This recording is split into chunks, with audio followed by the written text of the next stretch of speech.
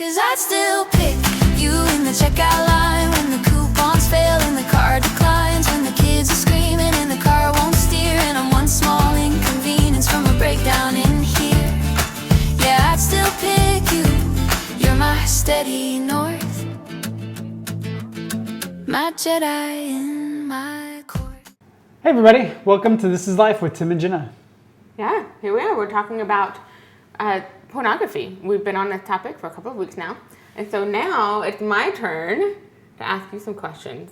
Yeah, so last week, so really the first week we spent just kind of sharing my story. Last week, Jenna kind of talked about what women want guys to know about the subject. So this week we're going to hit the other side of that. I'm going to reverse it. So I think it's good. I think it's going to be a good topic today to kind of just, I don't know, do a deep dive. I want to know what men think.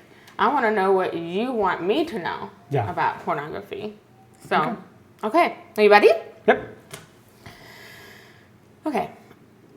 Why do you think so many Christian men struggle with pornography? I think one of the misconceptions is that men kind of get stuck in pornography later on in life.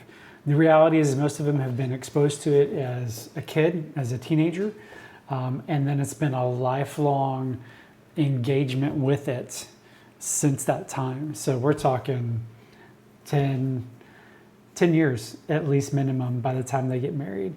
And so some of these guys are hooked into it before they even give their life to the Lord. And then once they give their life to the Lord, they think, well, it's just going to go away. And sometimes it does, and sometimes it doesn't. I think, so maybe that's true for some. I think for many women also understand that pornography is introduced really early. Yeah.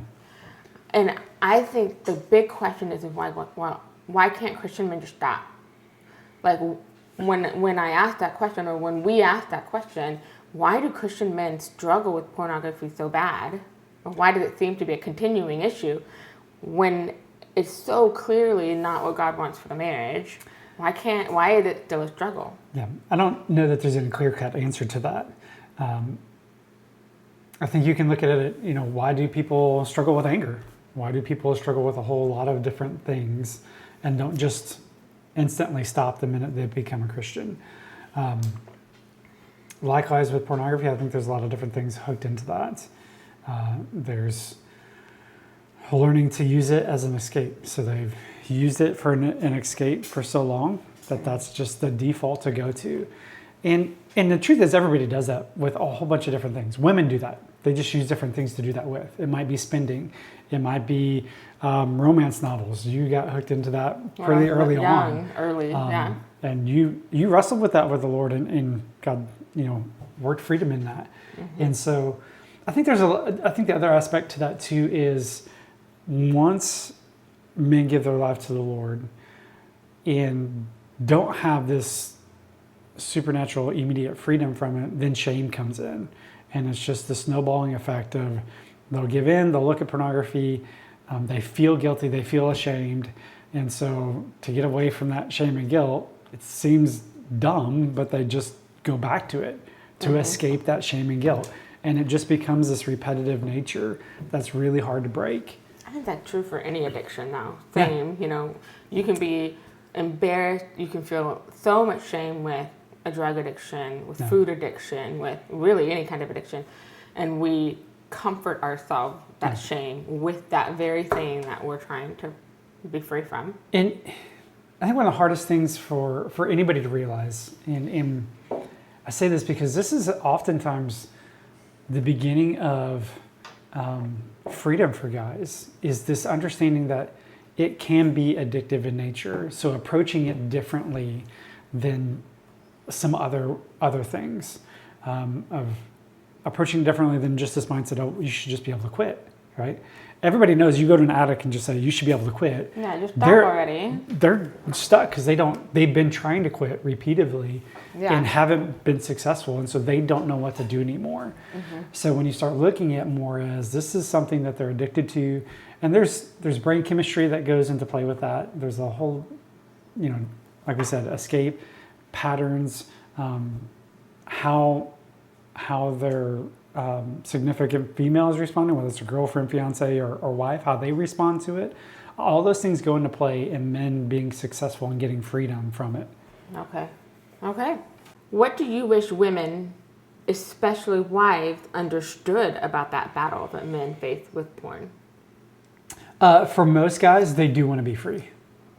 Okay. I can't say all guys. I think some guys aren't addicted to pornography because they're using it as an escape or because they've just been stuck in it for a long time. There are some guys that are just have a skewed view of sexuality in general, and so they're stuck in it for the sexual appeal, for that rush. Most of the guys are stuck into it because they've used it as a coping mechanism, and it's not so much I'm going here to meet sexual needs. They're going here to meet emotional needs. They're going here to meet mental needs, and they don't know how to get out of it. And that's interesting. That actually answers the question that we're going to come. That's actually that's the next one. Is pornography primarily about sex, or are there some deeper emotional and spiritual issues involved? Yeah, Can you expand on that? I think the truth is it can be both. But I think that for the majority of the men, while it does have a sexual content or context to it, right? If it's something that a man is using to meet those emotional needs, those mental needs, to get that break, to check out,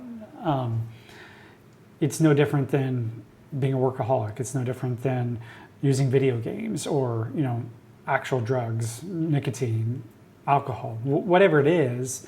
Nobody looks at alcohol and says, well, you're perverted and you have a sexual problem.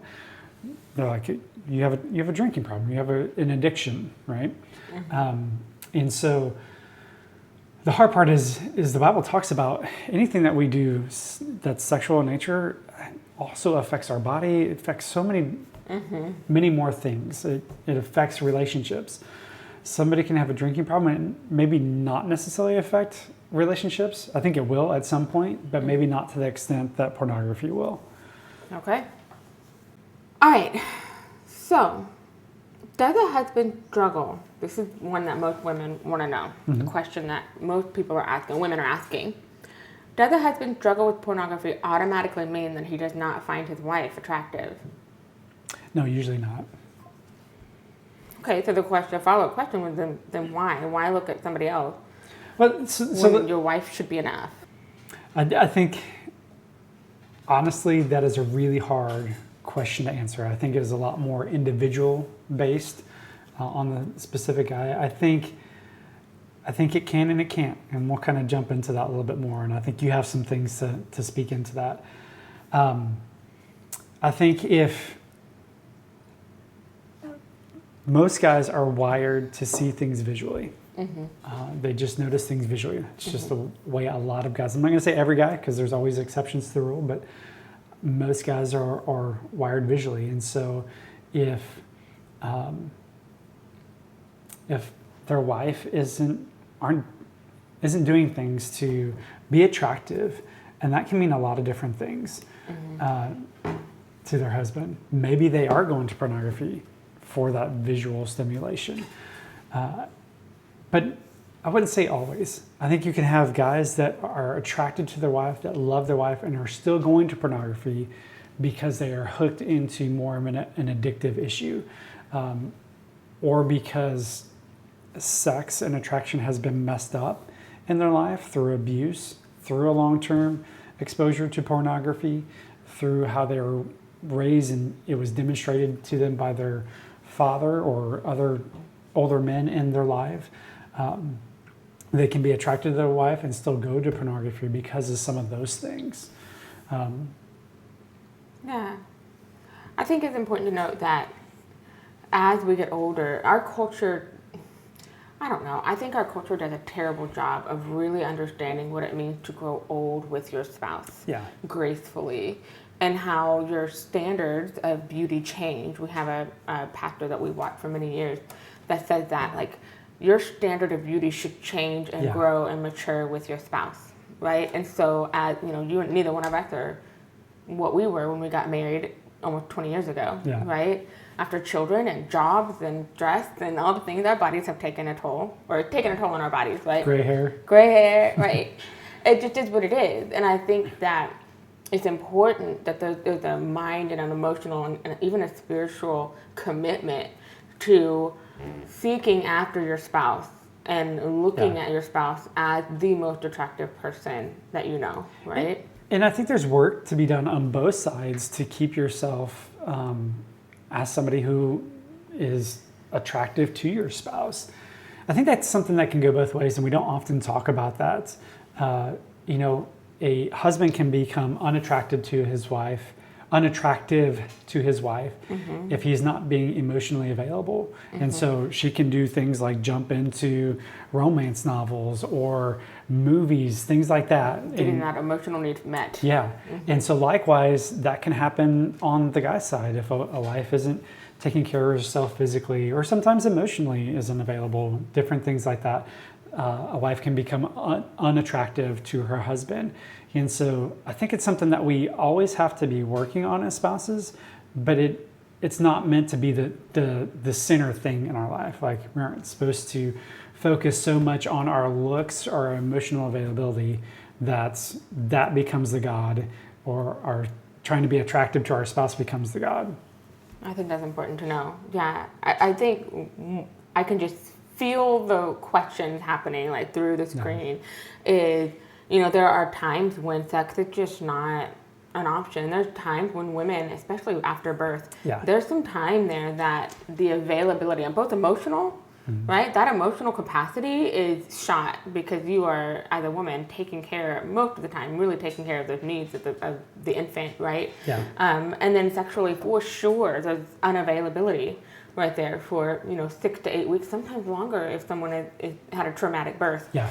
And so and that's just one example of many things that can happen with illness or travel or extended military leave, things like that, where there is going to be some absence of that spouse.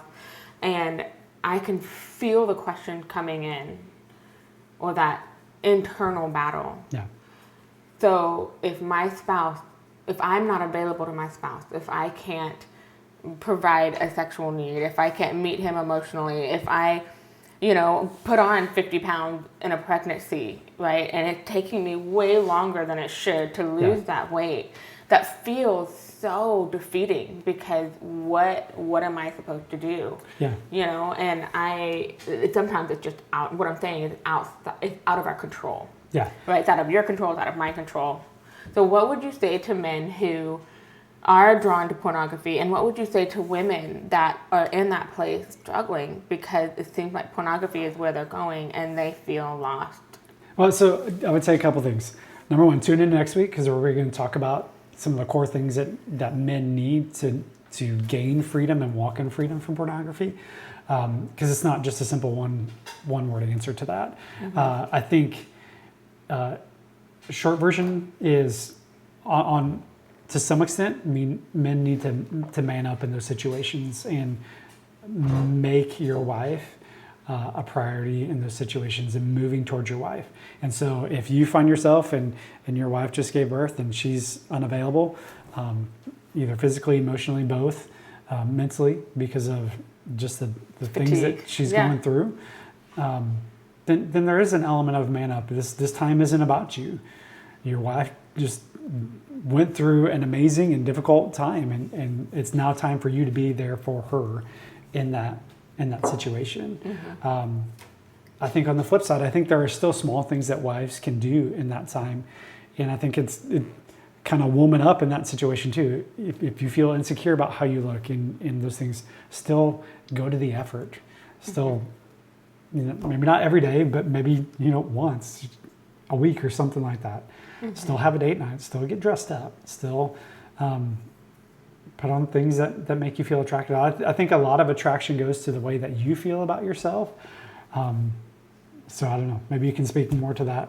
Yeah, I think I know we're kind of veering off a little bit, but I think this is important for women, and it's a lifelong battle for me too, but something that I've counseled other women who come to my office with these very questions. Like, I don't know what to do. I feel like I'm not pretty anymore. I just had, recently I had a woman who had a wonderful pregnancy, loves her husband, but she felt like, I'm looking at her and I'm like, you're perfect, right? Yeah. But in her mind, she had gained way too much weight and was really struggling to lose that weight, and didn't want her husband to ever see her without being fully dressed because she was just embarrassed.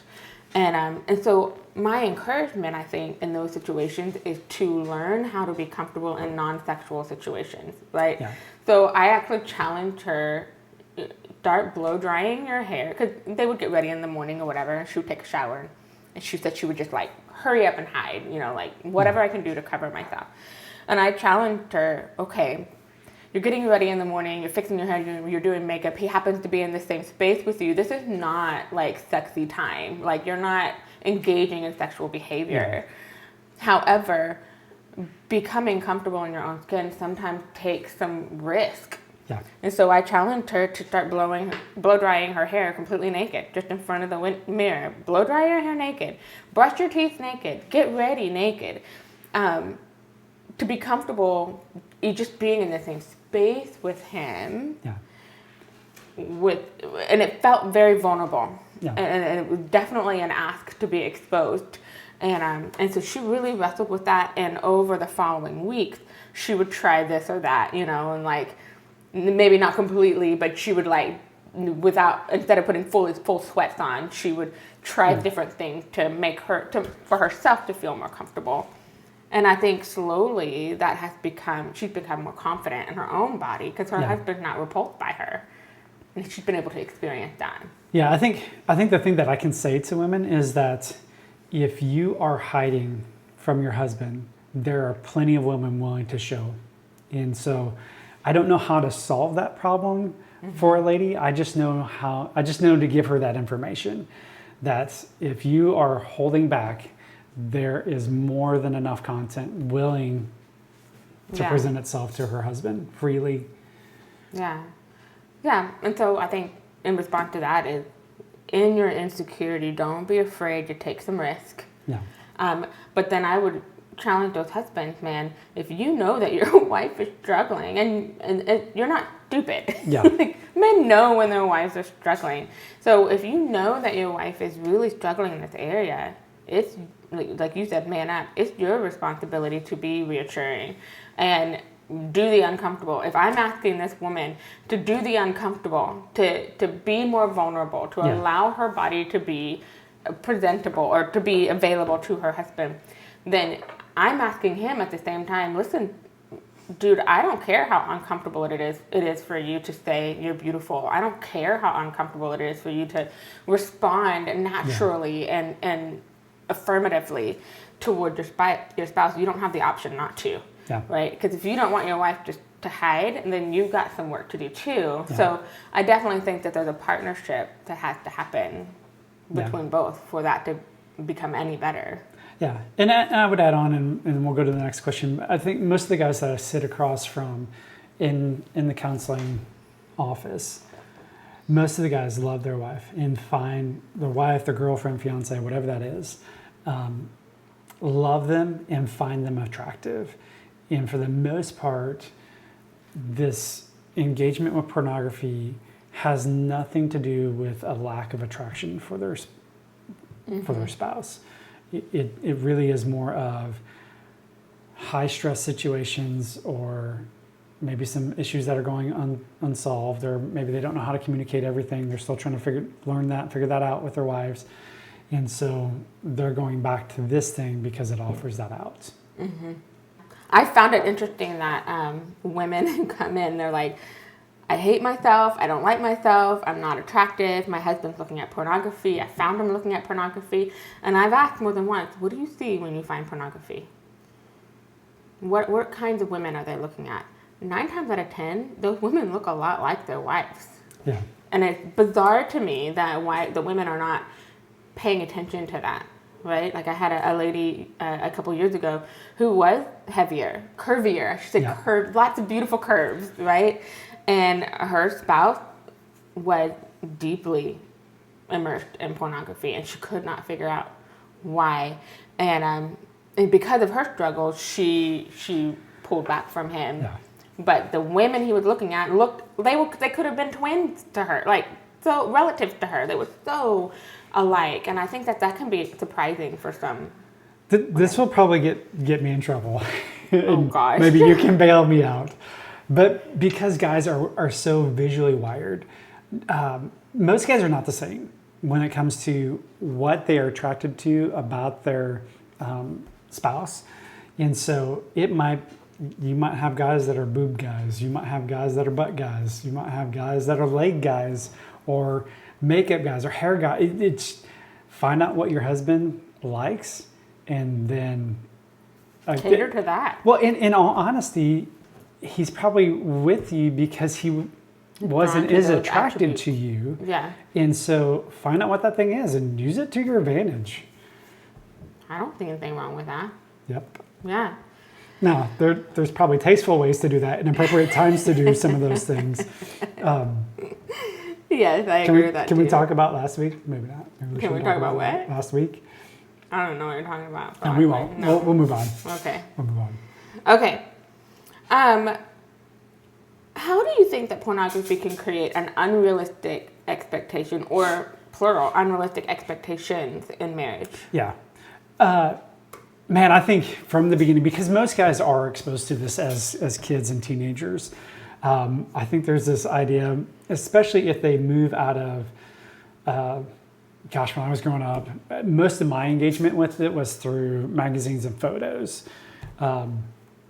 Later on as video stuff. And so kind of once you get into that video stuff, which is primarily most of it now, it's a little bit different than it was kind of back in the day, but it's really kind of painting this picture that all women kind of want sex in certain ways and do certain things, and it just, what it does is sets up a guy to, instead of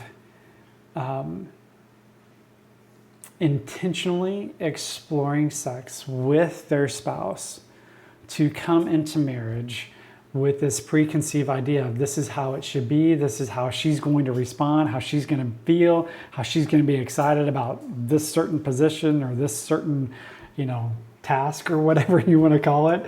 And so I think guys coming in expect women to respond like they have in the videos that they've watched. Mm-hmm. And the reality is most women don't. I even think if you would go to some of these people that are creating this content, a lot of it's just show. Yeah. So, for their content, it's not real what they're experiencing. And so I think that's the biggest downfall of pornography is it really sets up sex and intimacy in marriage. Instead of this being this beautiful thing, it creates a frustrating situation for both. Yeah, I think so. Okay, here's a good question. For men, what do you want your wives to know as far as, what is the most helpful response from a wife when she finds out? Now, obviously, women are human. And so when there's hurt, there's going to be anger, there's going to be frustration, there's going to be disappointment, feelings of betrayal. But when that first wave of, shock or disbelief or whatever, why, when that kind of settles, what is the approach that is most helpful for men that really do want to be free? And I'm going to speak in two contexts. One, just what I've experienced from you, and then sitting in the counseling chair, seeing the men that succeed and the marriages that succeed after pornography or even infidelity come out. Mm-hmm.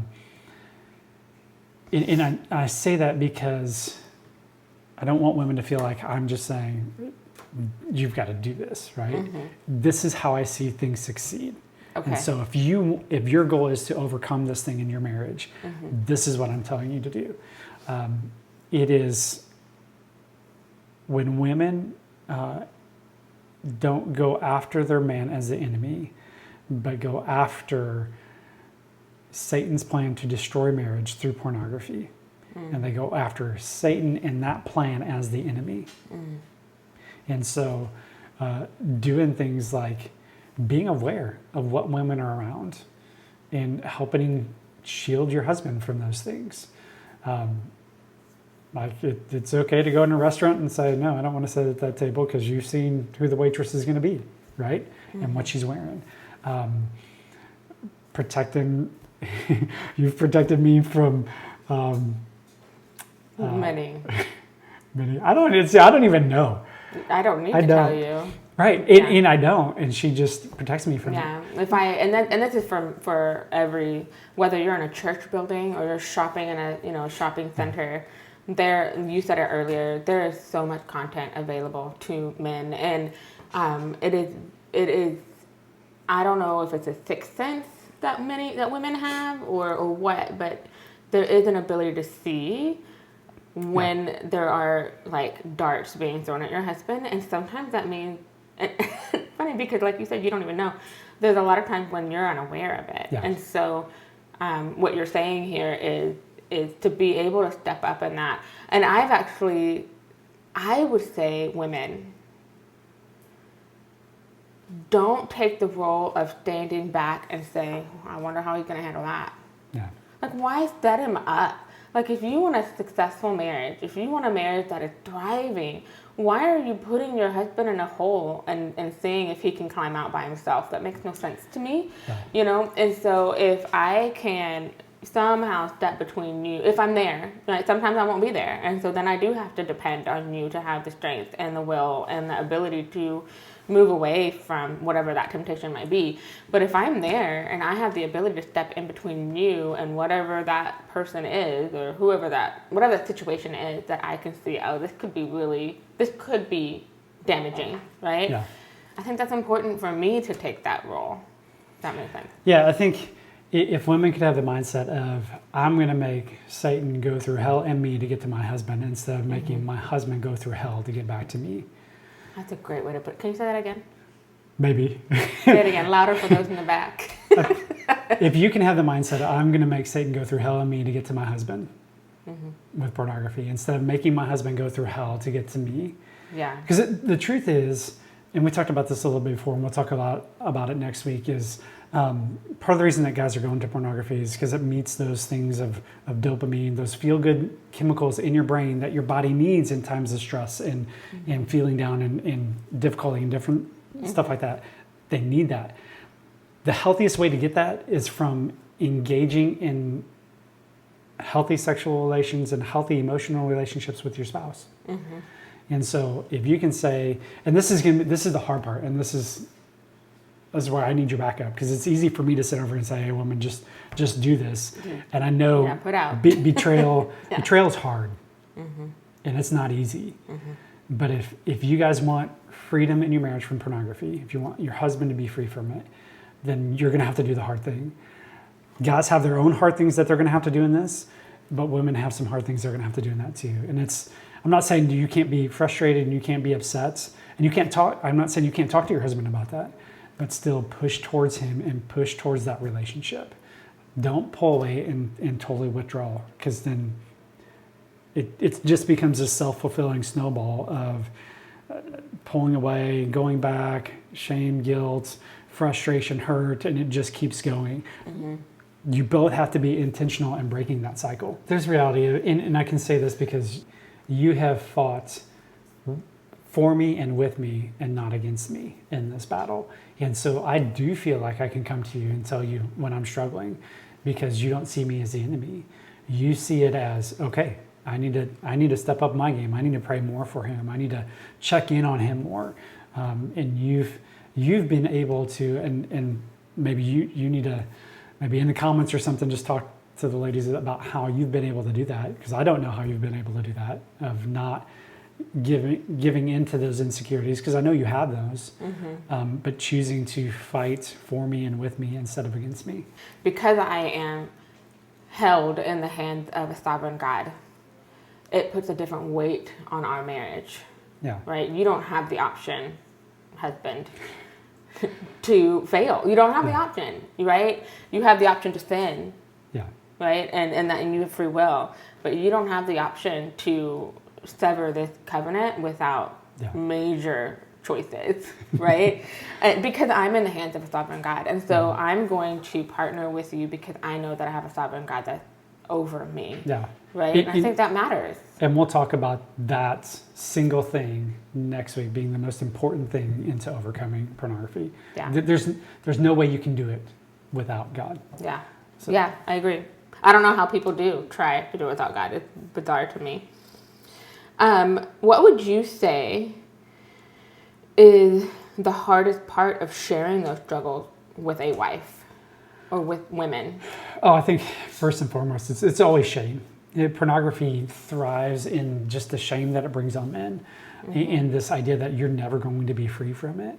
And so men believe, and we've actually seen it happen, men believe that if they let their wives know that this has been going on, there's this voice in this record playing in their head of like, you're gross, you're perverts, and this is now what your wife is going to see you as. So it's better just to keep it and live in the secrecy than to live in the shame. And so for the most part, guys don't want to approach their wives with it. Because they're worried that their wives are going to leave. They're worried about what their wives are how they're going to see them. Because every guy wants to be the Prince Charming. Every guy wants to be that guy that is fighting for his wife, providing for his wife, the strong pillar, no weaknesses. And because this has been in most guys' life for such a period of time, and they haven't been able to find freedom from it, they don't want to expose that. Yeah, it's got to be scary. I have two more questions. Okay. One, not every wife wants to be an accountability partner, right? And not every wife can be, subjectively an accountability partner. So what would you say is how could you encourage women to be a helpful partner to their spouse when they can't be the one that gets the reports, and they can't be the one that comes to their spouse and says, have you looked at pornography, and what are you looking at, and you be really honest with that. Not every wife has that desire even to be that person. So what are some other ways that wives, in your opinion, can really step in and partner? Well, so I would say this. Maybe you can't be the person that's getting those direct reports, but I don't think you have an option to just check out from accountability in these situations. Okay. Because you spend the most time with that individual. And so you're going to see things and pick up on things that they may or may not divulge or get sent to their accountability partner if you're not that person. So you can't just check out of that. I don't think it'll work if you just check out of that fully. So what part can you step into? Can it be asking, hey, how's your heart doing? Are you tired? Are you exhausted? Mentally, are you exhausted? Are you needing a break? Keep barometer on that side of things. If you can't step into those questions of, hey, when was the last time you looked at pornography? Be part of the solution. Don't check out. I think the other thing is just encouraging them. Most men believe that they can't get freedom from it. And so if you can step in behind them and say, you've got this, I believe in you, and encouraging them when they do succeed. So often with the guys, they'll come in and they'll tell me, man, I messed up this week. It's like, okay, look at how many days you went before you messed up, right? Prior to that, you were 0 days, right? Now you went a week. All we have to do is get back up and keep going, right?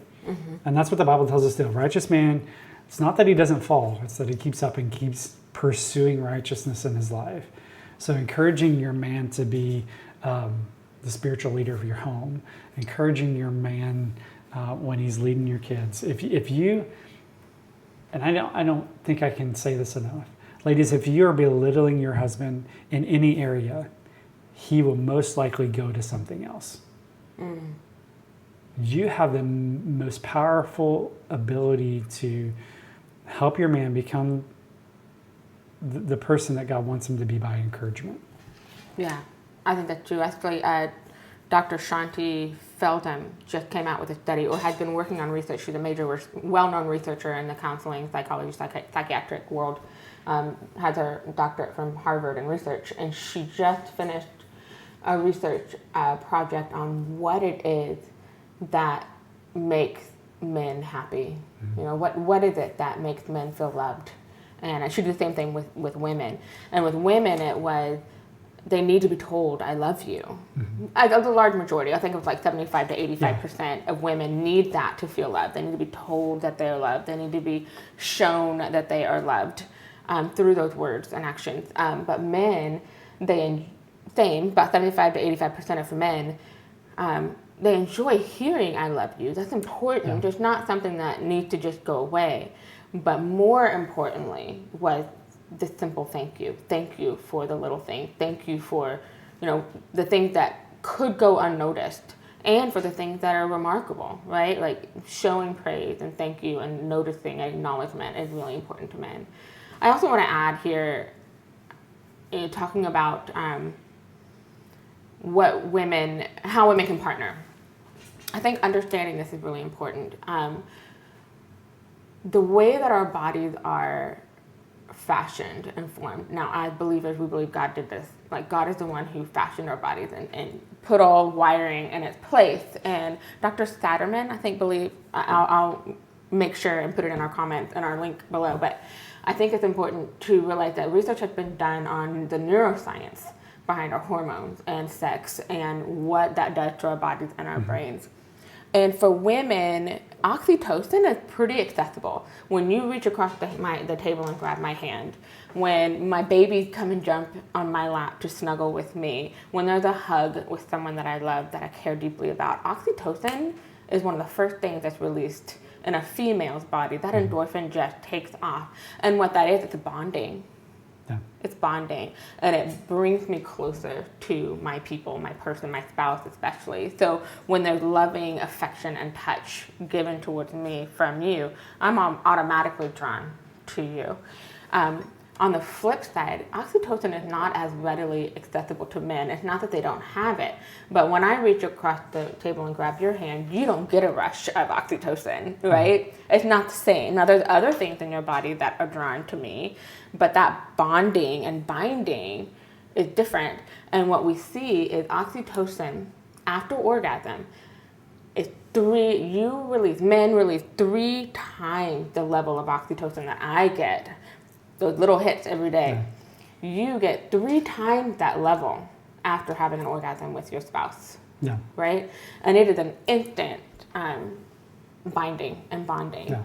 And I think that's important for women to understand, and how to partner with your spouse who's trying to move away from addiction. Yeah. Is don't deny the opportunity and the space for your husband to have those moments of binding with you if it's possible. Yeah. And that's something that we haven't really talked about in this conversation with pornography. I think with a lot of guys, masturbation is tied to pornography. And again, that's not something that just they started doing when they were 30 years old. Mm-hmm. That started back in middle school, as a kid, high school, when they first started viewing this, and like all that stuff was tied together. Hormones are racing. Mm-hmm. And so masturbation is something that we haven't really brought into this pornography conversation. And just like you just said, because that sexual release releases oxytocin into the body, and it's that bonding thing, it almost, when that is coupled with pornography, it bonds a guy to that pornographic engagement. Mm-hmm. It becomes that safe place. Yeah, and almost. It's not something that starts at 30 years old. It started probably back in middle school and high school when, guys were first kind of figuring out how their body works sexually, right? Mm-hmm. And so, man, that can amplify the struggle for men breaking free from pornography. Mm-hmm. So it's even more important for husbands and wives to be able to engage sexually, even if there's limitations to that, mm-hmm. right? I'm not saying, wives, you just need to lay down and put out. That's mm-hmm. not what I'm saying. But I am encouraging you, if the goal is to have your marriage be free from pornography, to move towards it the best you can in the circumstances. And again, husbands have a role to play in that. Like, look, if you keep going back to pornography, don't expect your wife to just keep engaging you sexually. Yeah. That's not going to happen. You got to make it a safe place for her just as much as she has to make a safe place for you. But you do have to work together. Yeah. What would you say, last question, what would you tell a woman, or spouse specifically maybe, what would you say to someone who has been betrayed and is sitting in this space not knowing what to do? What would you say is that initial encouragement to that spouse? Yeah. I would say this, freedom can be had. It's going to be a difficult journey, right? The betrayal is one of the worst things I think that anybody can experience. I've sat with men, I've sat with women in couple settings. I don't know that I've ever had individual conversations with women about betrayal, but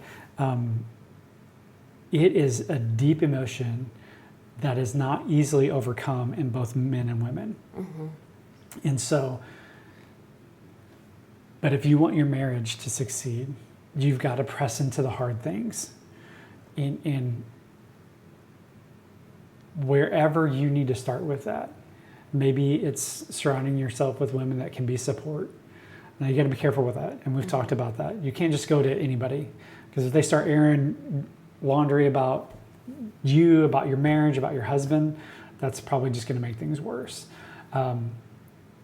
One of the things I tell guys when they want to get free from pornography is you've got to surround yourself with other people that are going to be for you and help you get through this process. The same thing goes for women. There are great programs. We happen to be kind of in the Rockwall, Texas area, and so Regen at Lake Point is a great program. It's not originally theirs. It originally came from Watermark Church in Dallas, but that is a phenomenal program. Everybody that comes in my office and says, "Hi, I'm struggling struggling through pornography and betrayal," I'm like, you guys need to get plugged into this program. There's other programs that are set up specifically for guys to walk with accountability and in partnership with other guys in the area as well. One's at Lakeshore Church called Bold. Bold is a great ministry for guys to be in.